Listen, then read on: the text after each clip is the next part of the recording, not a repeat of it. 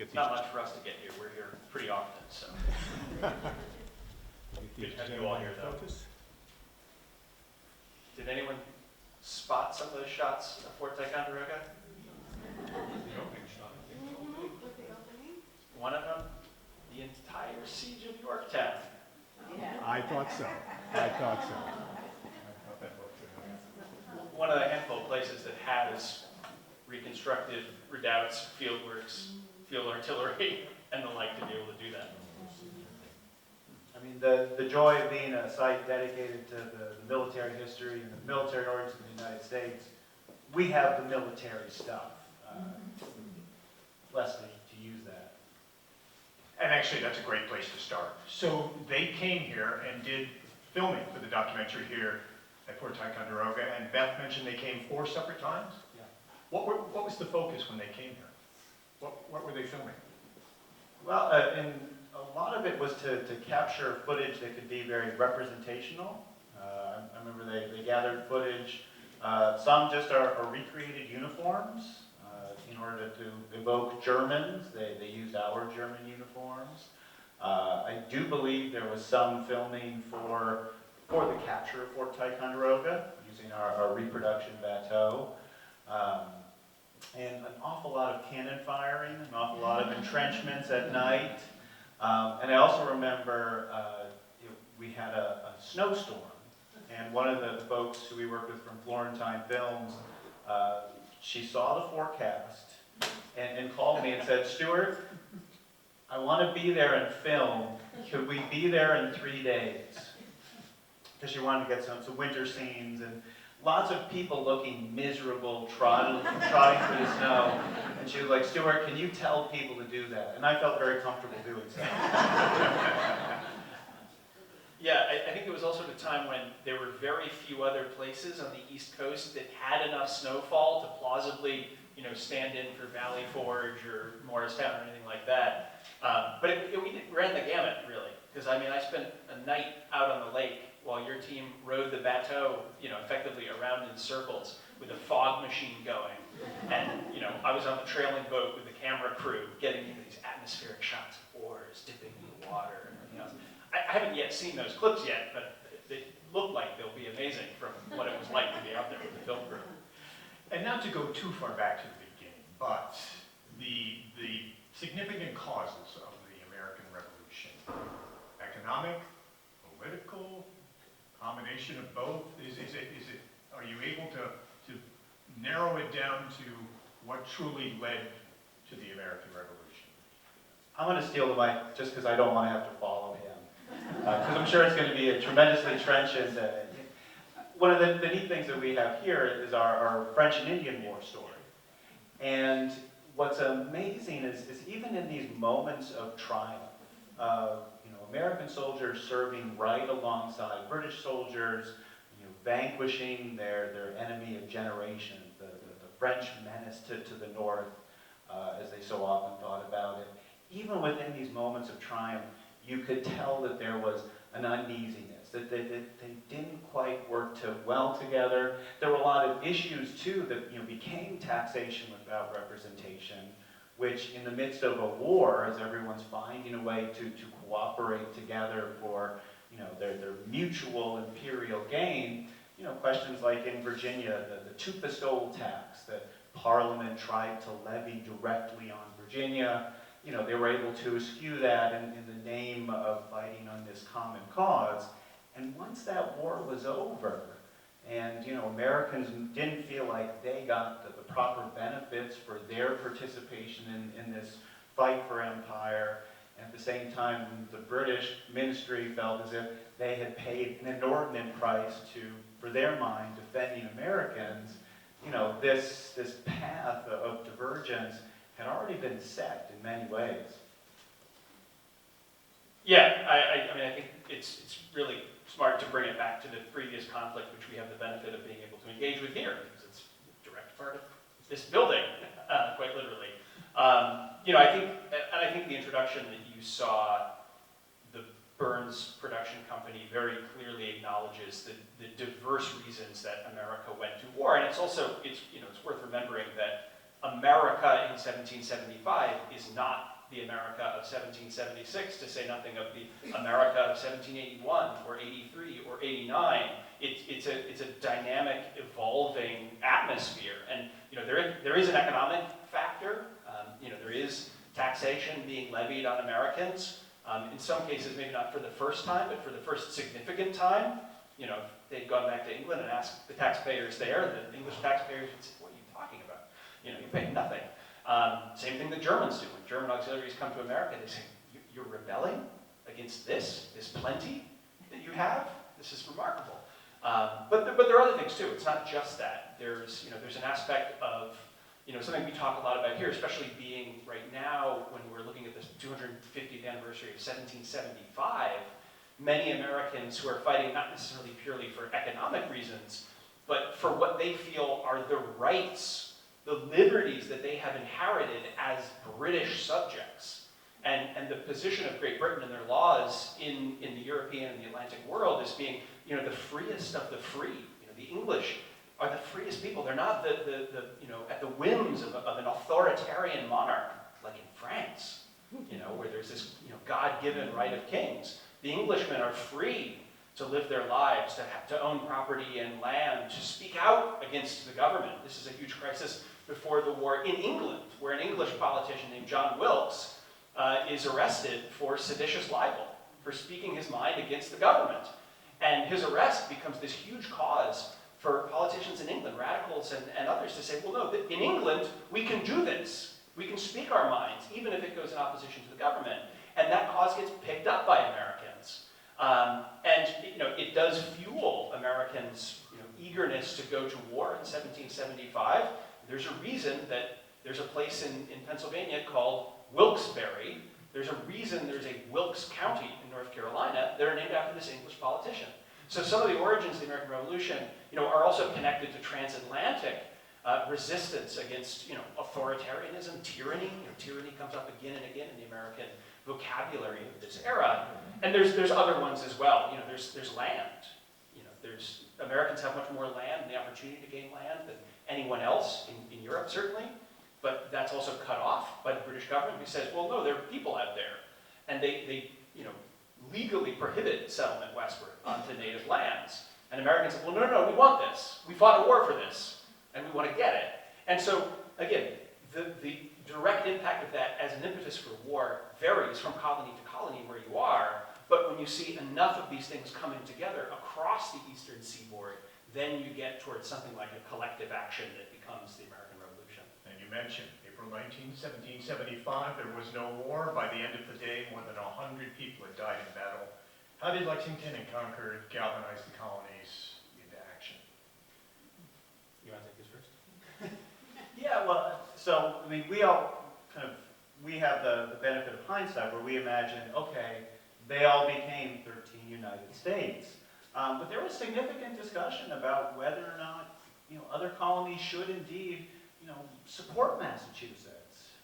Even once the war broke out, right here on Christmas Day, 1776, Pennsylvanians got kind of fed up with some of the Massachusetts soldiers camped with them and actually opened fire on them. These, individual colonies, eventually states, in many ways had more in common with the mother country, Great Britain, than they necessarily did with each other.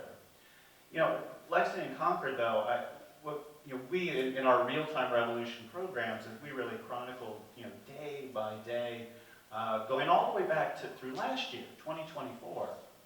And one of the big realizations that I had, and continue to have, even looking through the winter of 1775, is just how far along preparations for war had come. So often in the popular memory of Lexington and Concord, it's all these farmers just magically appeared. But the level of preparation, including, diplomacy. Massachusetts went out and actively courted the other New England colonies, had them ready so that when whatever alarm went out, and in this case the Lexington alarm, that alarm meant that the other colonies responded by the end of the day and were already on their march to the outskirts of Boston, already in many ways to begin prosecuting the siege.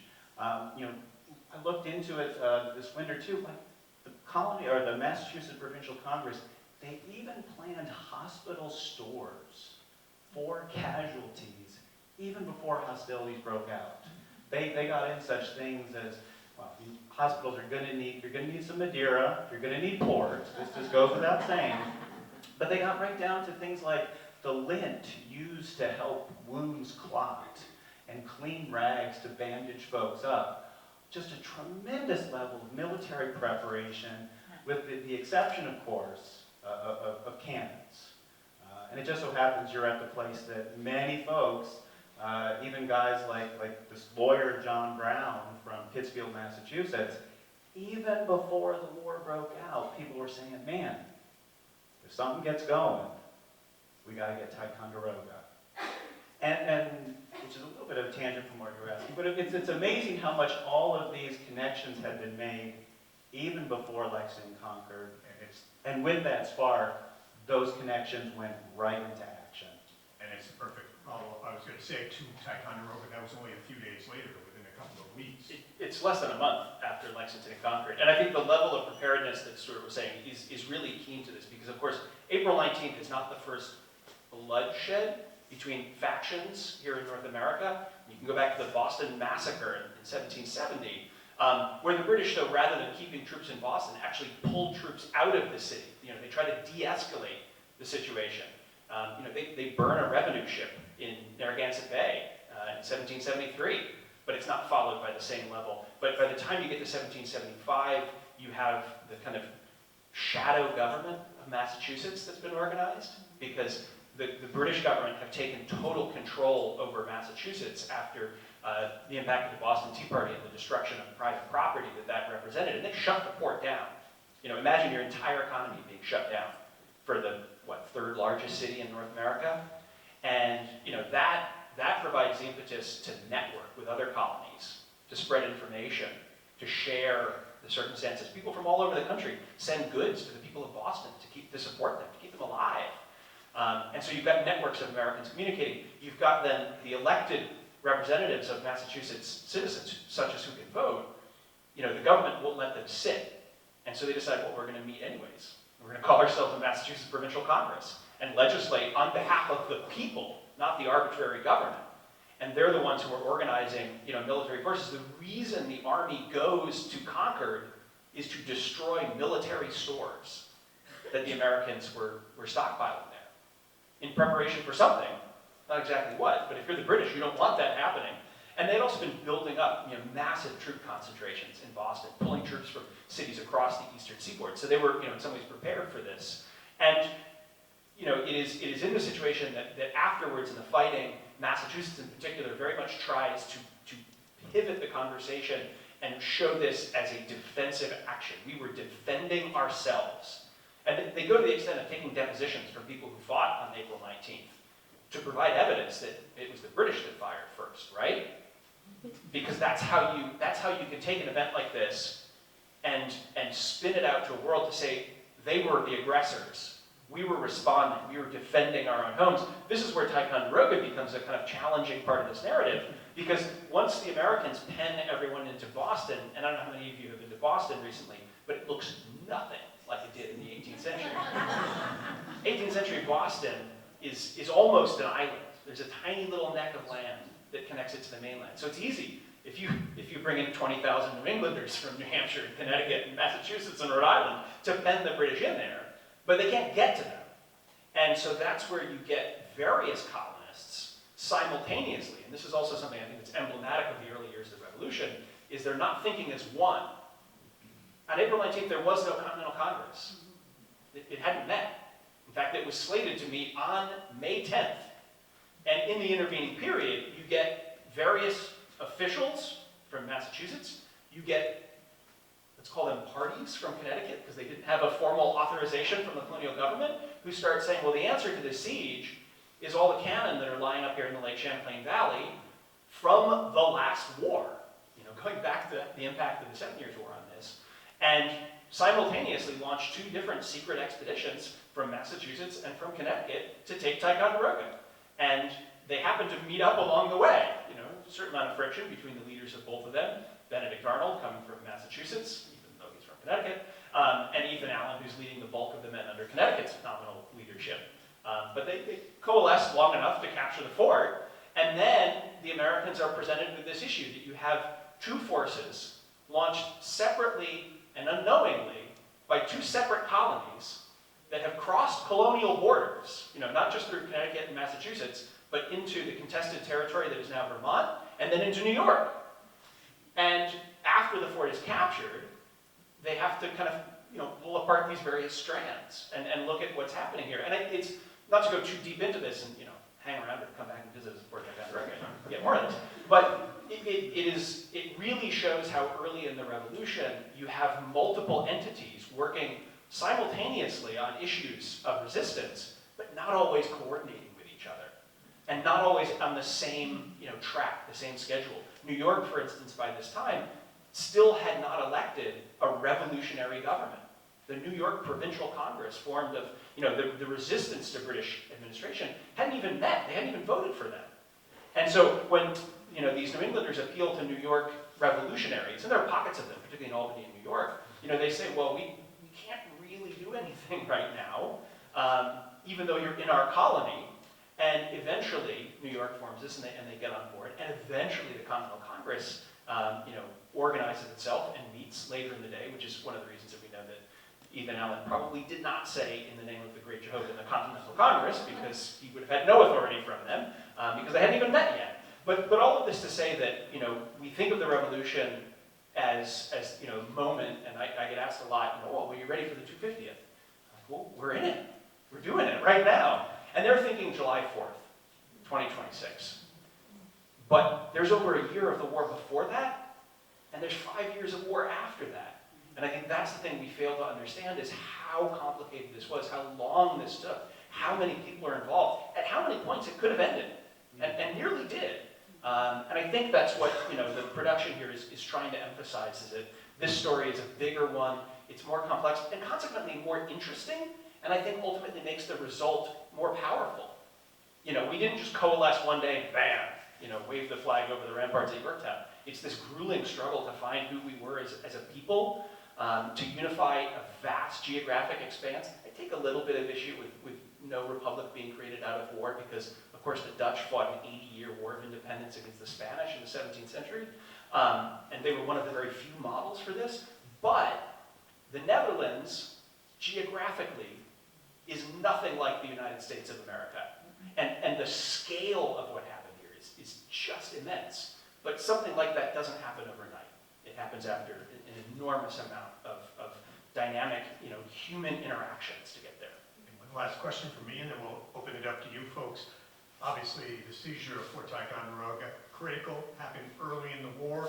Here in the Northern Department, here in the Champlain Valley, what were a couple of the other significant battles and events from the Revolutionary War?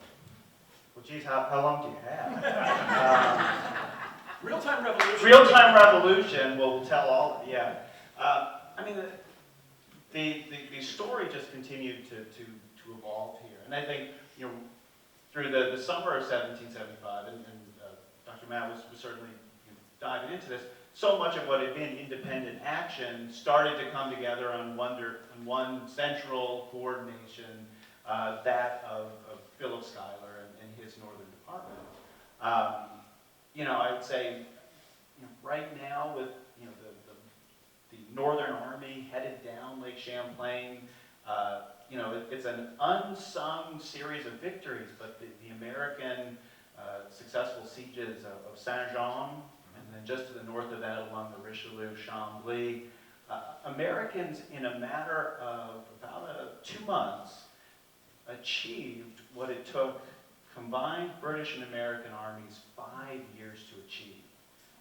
They got all the way from here to Montreal, and captured it with fighting more weather than British troops when they were finally on the road from Chambly to Montreal itself. I mean, they did what it took an entire empire to do, and they achieved it, you know, with a ragtag army pulled together with New Yorkers and Connecticut soldiers and all of them with their enlistments about to run out, within a matter of days after they got there. I would say the other great kind of unsung Ticonderoga moment, which we're looking forward to in 2026, this real-time revolution. It's not without irony that as the Continental Congress signed the Declaration of Independence, with the limits of communication and the timing it took for messages to get around, the delegates of the Continental Congress had no idea exactly how bad things were going almost uniformly across the American cause. And in some ways, that period right around July 4th through July 7th was the absolute nadir of the American cause in the North.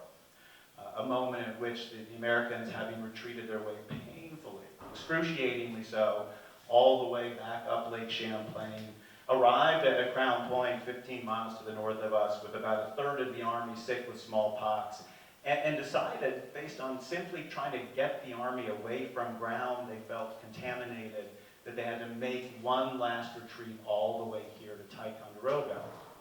The Declaration of Independence itself reached the camp here by July 16th.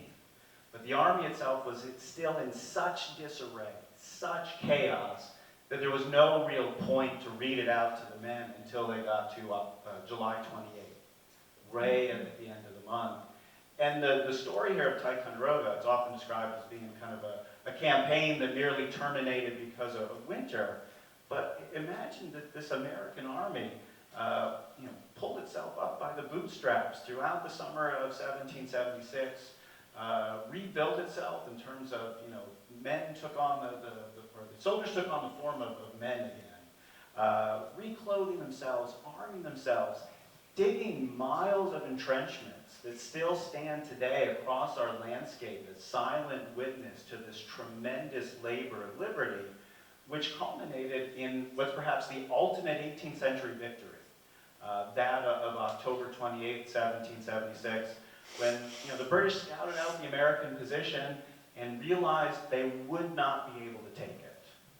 As 13,000 American soldiers rushed with their bayonets glistening in the low October sun, that indeed the Americans had done their homework so well to the point that there simply was no way to take it. A moment that happened here simultaneous to George Washington having to retreat his way from White Plains in New York.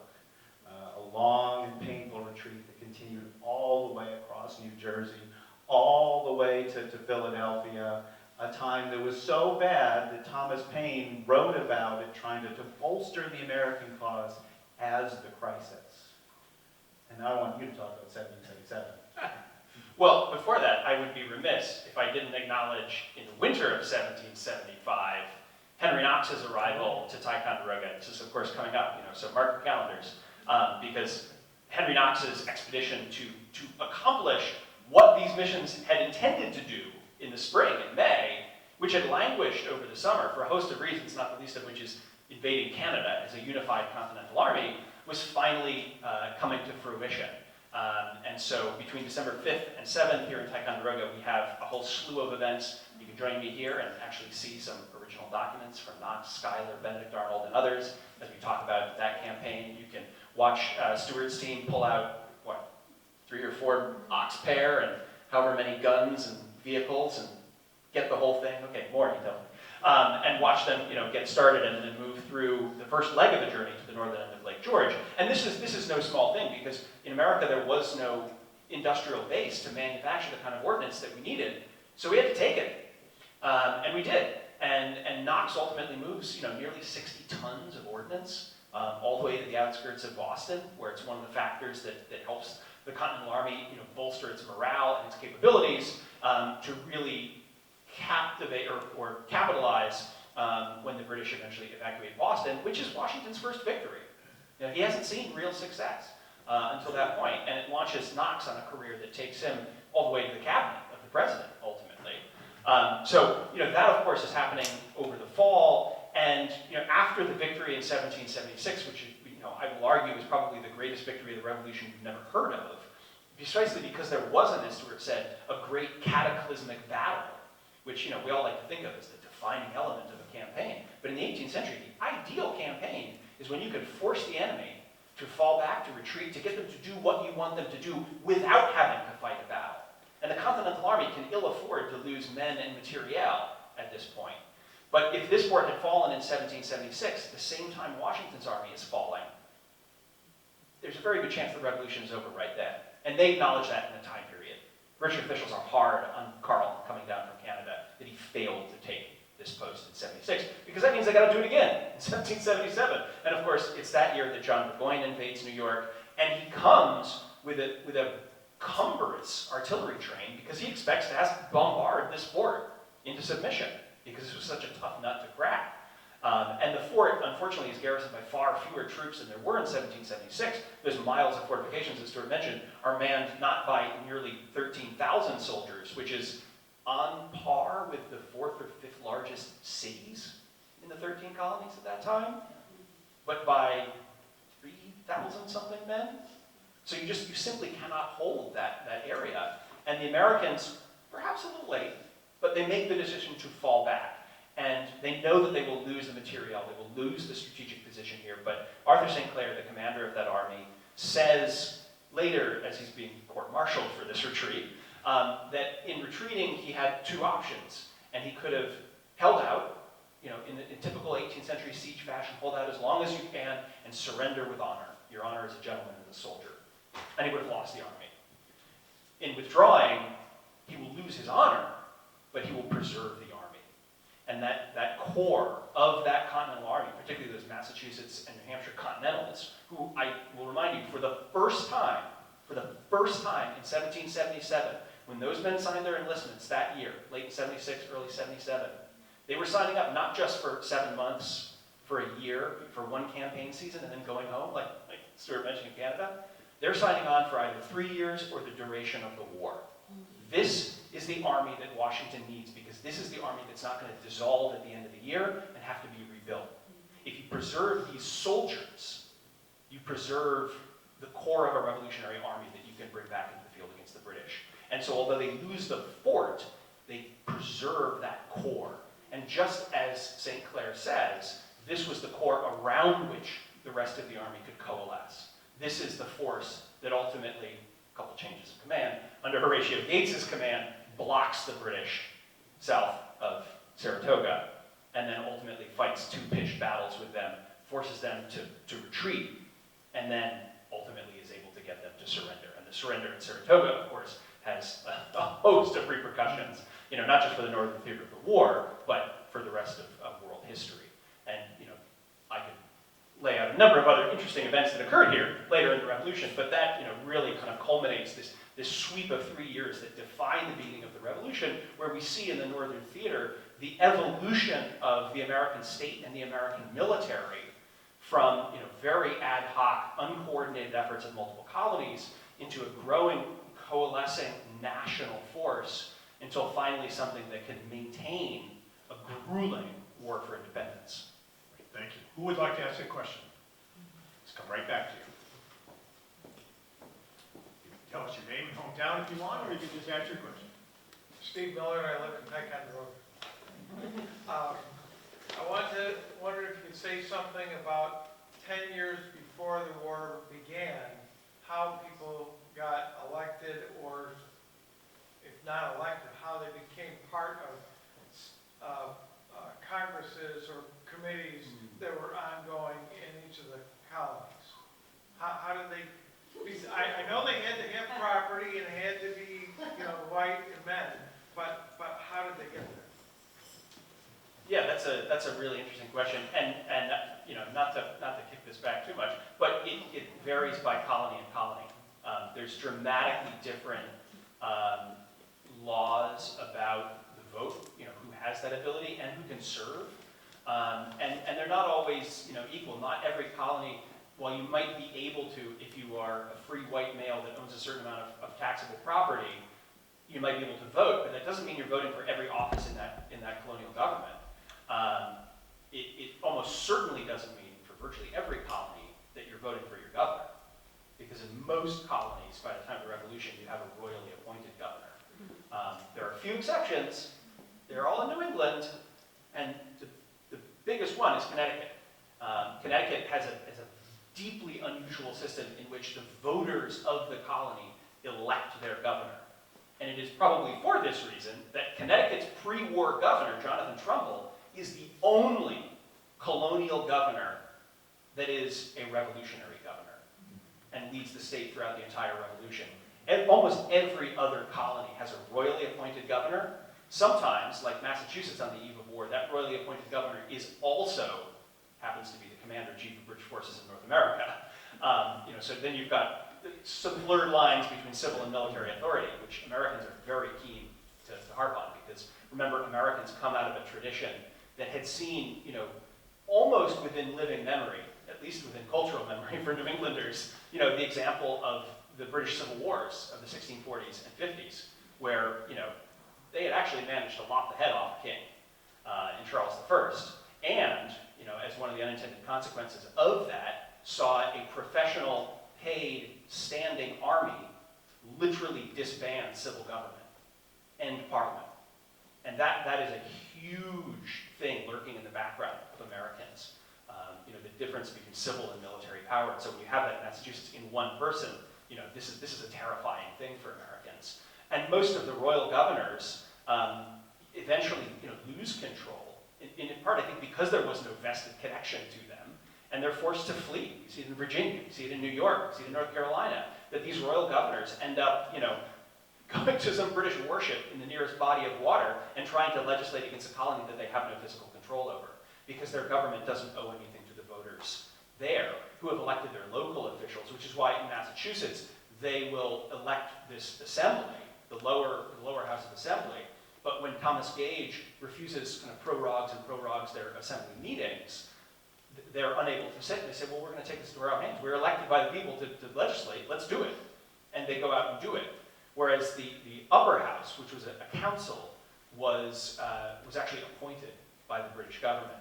And there's huge resistance against that. They actually force a lot of the people appointed to that council to resign, basically, or be shunned. And this has also becomes a huge issue with that big colony to our north, because in 1774, the Quebec Act set out the pattern of government for Quebec. And what it didn't do, among other things, was it did not allow even the property landowners of Quebec to be able to vote for their council. And this infuriated a lot of Canadians, both Francophone Canadians as well as new immigrants that spoke English, because they felt, well, we've become an English colony. Shouldn't we be the beneficiaries of English liberty, be able to vote for our leaders? And this is one of the opportunities that Americans saw to invade, ultimately, was the discontent among some of that population that, well, we can bring them liberty. We can bring them English liberty.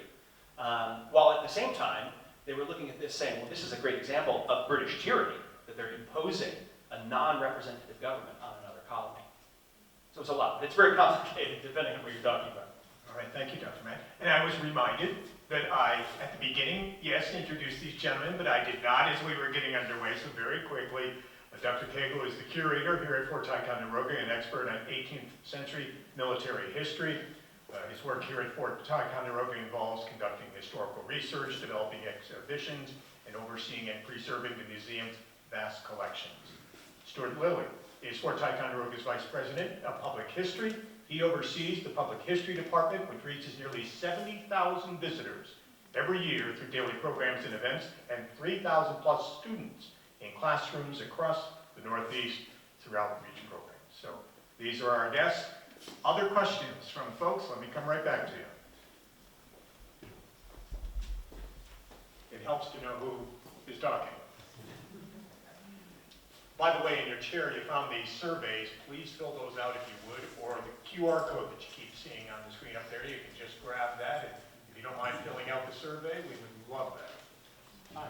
Hi, I'm Leanne. I'm visiting my parents in Spring Lake, and this has been fantastic. Both the entire event, the documentary, and your wonderful narrative.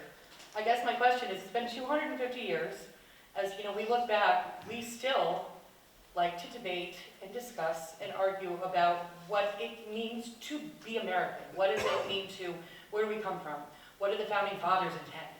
What were the key things that caused us to kind of split from whatever and continue to go on the journey of the revolution. And so if we're looking from a modern sense and from your historic perspective, what are the key things and the elements that we can take from the American Revolution in our kind of current day-to-day acknowledgement, celebration of our own freedom, but kind of ties back to the intent that we continue to debate and discuss?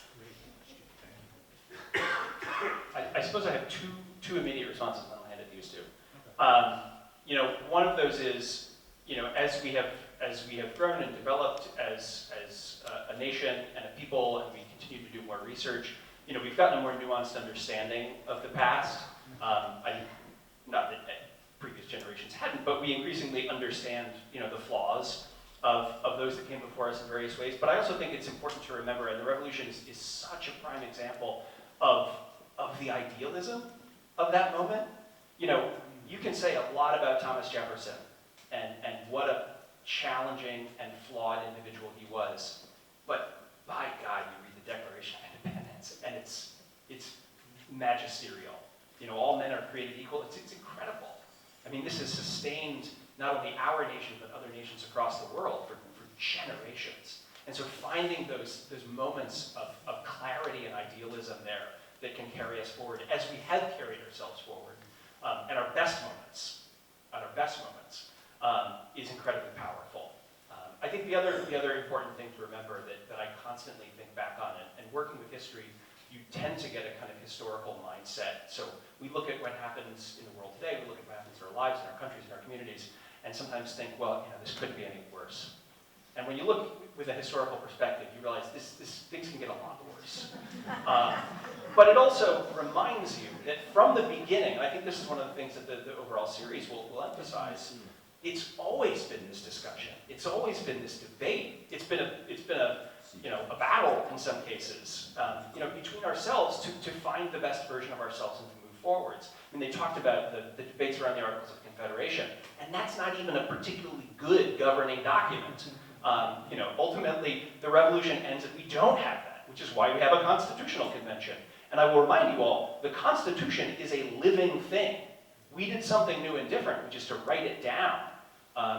Early in the Revolution, they're fighting for the rights of British subjects. You see Constitution here and there, but it refers to the English Constitution, which is a set of ideas and concepts and precedents. It's not a single document. We write it down. And I do tend to think that they got a lot of very good minds together. There's some real outliers, but they got a lot of very important minds together to put together this document, but always with the understanding that it can evolve and it can change with us. Just like, I should add, another American symbol that comes out of the revolution, which is our flag. Our flag is a living thing. It can change as our nation changes, and it has. And will continue to, because we are not one thing. We are this changing thing, built upon these ideas, it's designed to move forward. And that, at least for me, gives me strength in this period and its significance and its importance to us as people today and onward. Yeah, I'm always struck by the duality that comes out of this period of both kind of staggering pragmatism that is parallel to principle. And in terms of pragmatism, these colonial legislators, the Continental Congress, they were willing to just throw plans out there, see if they worked, and if they didn't work, they would get together and change it. I mean, the way that the structure under the Articles of Confederation, the vice president was supposed to be the guy who came in second. And you can imagine exactly just how well that worked. And when it didn't work, they changed it. They of course, within the Constitution, of course, later than the Revolution, the Second Amendment about the right to bear arms. But throughout the war, there was states impressed arms. They said, hey, the militia that's going into the field, they need your weapons. If you're not serving, we're going to pay you for your weapon, put it in the hands of someone who's going to use it. That's just the pragmatic thing of the moment. And yet at the same time, the deep commitment that war was a means to achieve the ends of liberty, subsequently independence of the nation, but it was not the end goal.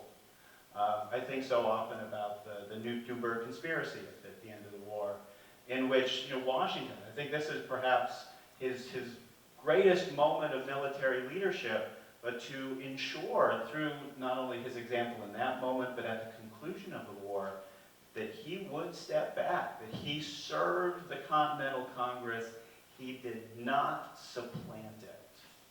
And in some ways, I was thinking about the Dutch Republic, and I was like, there aren't any copycat republics that come immediately on the heels of the Dutch Republic, but there were lots of republics that came on the heels of the American Revolution. And you start going through the laundry list of all of those that devolved into military dictatorships. And yet the United States was different. And it is because of that element of principle, that you had both the pragmatism to, if it's wrong, you go fix it.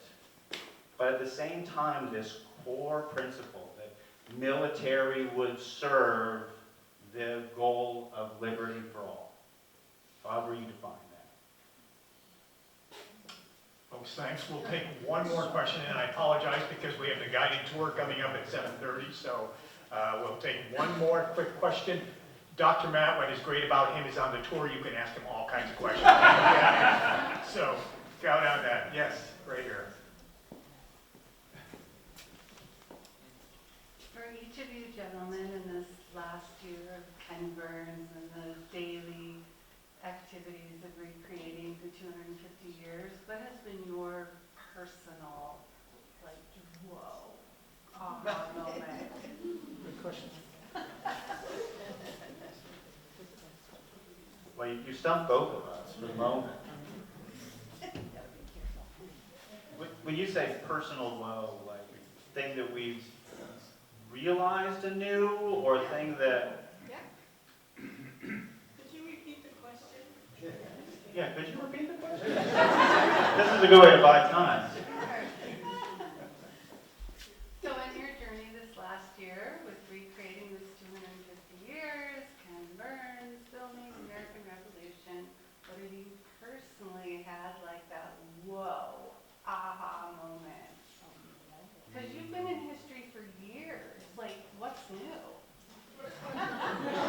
But something must be new. And planning for this, Yeah. such momentous. Well, so we put an awful lot of work into the May 10th, 2025, 1775 capture of the fort.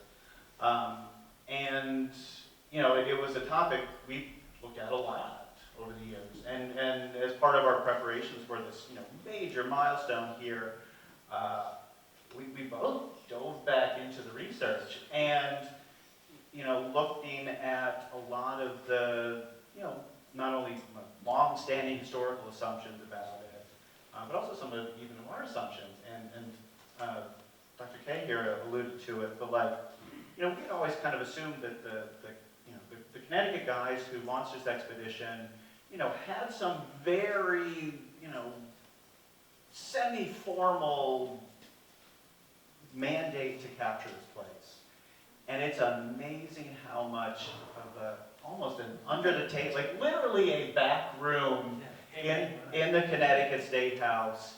Here's 300 pounds Connecticut currency. Don't tell anyone until you get up to the New Hampshire grants kind of thing. And I would say, that was just at least for me, a staggering realization.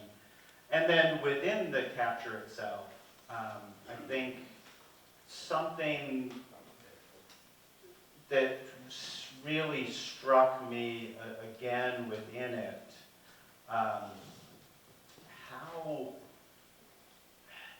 how bold the capture of this place was.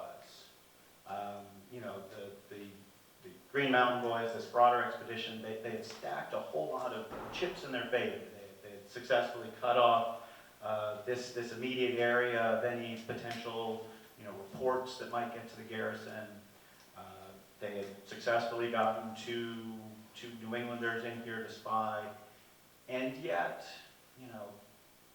rushing out of the darkness into this place at 3:30 in the morning, into the unknown, not only in the sense of you didn't know what British soldiers you would find, this is also the consequences of this, just how unknown that was. There was not a big picture of what happens next, and yet in doing so, I think even in a matter of hours, they began to realize just what a change in this whole conflict had just precipitated.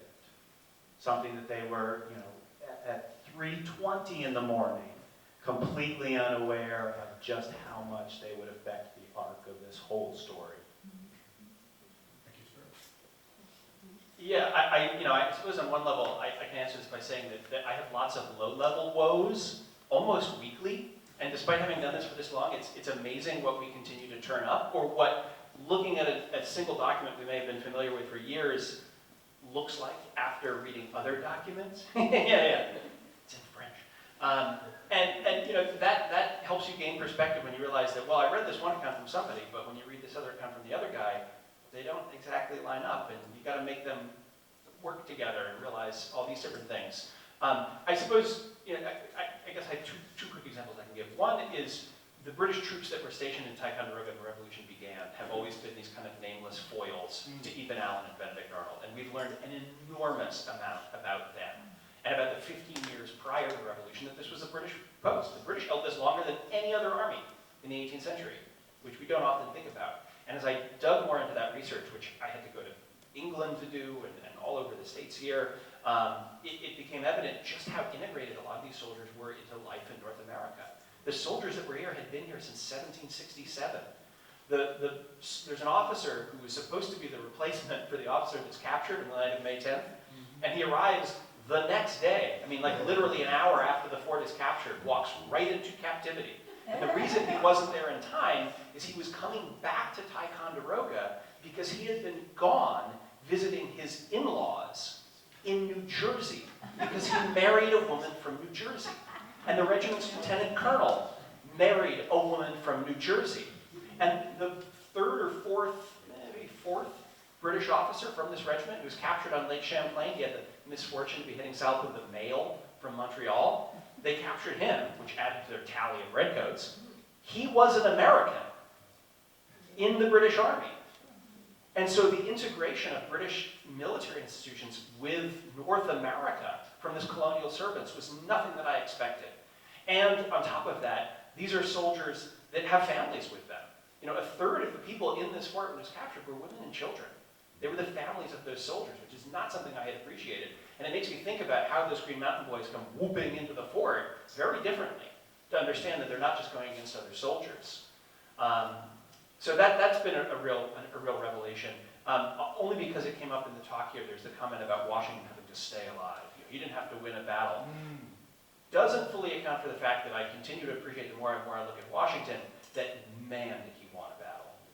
Boy, he wanted to take it to the British. Because he felt, in many ways, that beating the British in the field is the true mark of victory. And that whipping the army into shape that they talked about with Stuyvesant is to meet the British at their own game. He doesn't want a guerrilla war that drags out for years. Charles Lee promotes that, and he rejects it. He wants to face the British, and he wants to beat them at their own terms, because that's the only way they're going to take us seriously and legitimately as a nation. And I was just looking, it turns up very early, when Knox brings all this cannon back to Dorchester, they're not just using them to bombard Boston. The works that Washington is setting up on Dorchester Heights, and he says this explicitly in his letters, is to lure the British out. He wants to give them an excuse to come towards his army so he can engage them and fight them. Now, do I think he's the greatest battlefield tactician? Probably not, but he certainly wants it. And in many cases, he's unable to get it for a host of reasons. Sometimes his allies talk him down. In other situations, it's just not a favorable environment. But when you realize he did have that fire under him, again, it starts to rethink, how you think about Washington. And I think, to Stuart's comments earlier, which are very trenchant, how his forethought in relinquishing that command and and giving back power to civil government is just such a powerful moment in American history. Gentlemen, thank you. Thank Thank you. you. Thank you for your questions. Thank you for coming. What we're going to do now is we are going to have the guided tours, so if you folks are going to participate, please come with us. But I was going to ask Dr. Cagle to give us just a couple of sneak peek previews of what we're going to be seeing, but it would be just easier to have him do that, to let us know a couple of the key things we're going to be seeing when we go on the tour in just a couple of moments. So I'll let him take it and go. Great, thank you. And I will say, you are under no obligation to hang around with me and join us. Feel free to head home if you need to head home. But we have the opportunity while you're here. We've opened up our Revolutionary Anthology exhibit gallery, just because it'll be a lot more crowded once all revolution and how we would display material that we have in this collection. I was coming across a challenge, which is we have so much of it. If I did one exhibit on the revolution, I'd never be able to show all of the things that we have and all the stories that we can tell and all the perspectives on this conflict, not just from the area here in the northern department, but all across North America and beyond. And so we came up with the idea to do an anthology series. And like an anthology of poetry, like an anthology television series, what that means is that there might be one kind of topic, but it will change from chapter to chapter, from episode to episode. And so the Revolutionary Anthology that we have installed is a 5-year exhibit program. We're in the 2nd year of this. And every year for those 5 years, we started last year, we will be exploring a different interpretive theme that guides our discussion of the revolution. So for instance, last year, that theme was the power of place, and we looked at geographies of the war. How did the war play out? From the familiar areas like the Champlain Valley, Boston, Philadelphia, New York, but also places that maybe aren't in the traditional narrative of the revolution, from Iroquois to the coast of the Gulf of Mexico, the Caribbean. We'll argue the Caribbean after 1778 is the theater of the Revolutionary War. And all the way back to Great Britain. How did the war play out in England? This is a big commitment for that country. And be able to use our collections to provide documents to allow us a window into those places. This year's exhibit focuses on the theme of subjects, citizens, and service. And I think this is important to break down because, of course, prior to the American Revolution, and Burns' series will very carefully, I think, dive into how significant the American Revolution was in global history as this event, that reshaped much of the world as we know it. And part of that was that people changed. Because prior to the American Revolution, American colonists, almost every inhabitant of Europe, was not really a citizen. They were subjects. They were the subjects of a monarchy or an empire. In America, we became citizens. But we did it through this war for independence. It took a conflict to create citizenship. And how those citizens of the United States, and also how the subjects of all the different combatant nations, from Germany, from France, from Great Britain, and elsewhere, dealt with their relationship to military service vary in all of these different places, because different human experiences lead to different solutions. And this allowed us to kind of compare these. So we have cases in there that look at the American experience through the war, that look at the French military, the British military, German militaries. And this was one way that we could explore these different facets of the war. And that's what we have up there right now. Go down there in just a moment and share some specific stories that we have in those exhibits. And then, of course, over the next 3 years, that exhibit will change again. All new objects. Many of these, I should say, many of the objects that we have there from a recently acquired private collection, which have never been on display before. So for some of the objects, this is the first time they've ever been on public display, which is hugely important for us to, again, open up that dialogue. To your point earlier, we find new stuff all the time. Whether it's a document, whether it's an object, because it's been in a private collection. And by coming into the trust of the museum here, it's now accessible to everyone else, and we can activate this to better understand the past. So if you follow us for the next 5 years, come back and visit us. We'll see 3 more iterations of this exhibit through 2028. And then I can figure out where to be on it. But plenty to do before that. Is the last year archived somewhere we can see it? So that's, if you asked about archive, we actually have the contents of these exhibits are up on our website. So if you want to go see last year's exhibit, you can go up and you can pull up images of all the artifacts that were in there. And if you have the time and the inclination, you can listen to audio files of me reading you all the labels. This year we did videos, so there'll be videos that will be up about all of the objects in the exhibit even after this iteration is down, and so forth and so on, so that this can become, you know, an archived collection that you can access whenever. Fantastic. Dr. Matthew Cagle, Mr. Lilly, thank you very much for being with us. Ladies and gentlemen, thank you for coming out tonight. Once again, the documentary will premiere on November 16th, 8 p.m. Sunday night on Mountain Lake PBS, 6 nights, and we think it will be fantastic. We hope you enjoy it. Thank you for coming and supporting Mountain Lake PBS. For anyone that's going to join me in the gallery, I'm going to walk out this way all the way to the back end.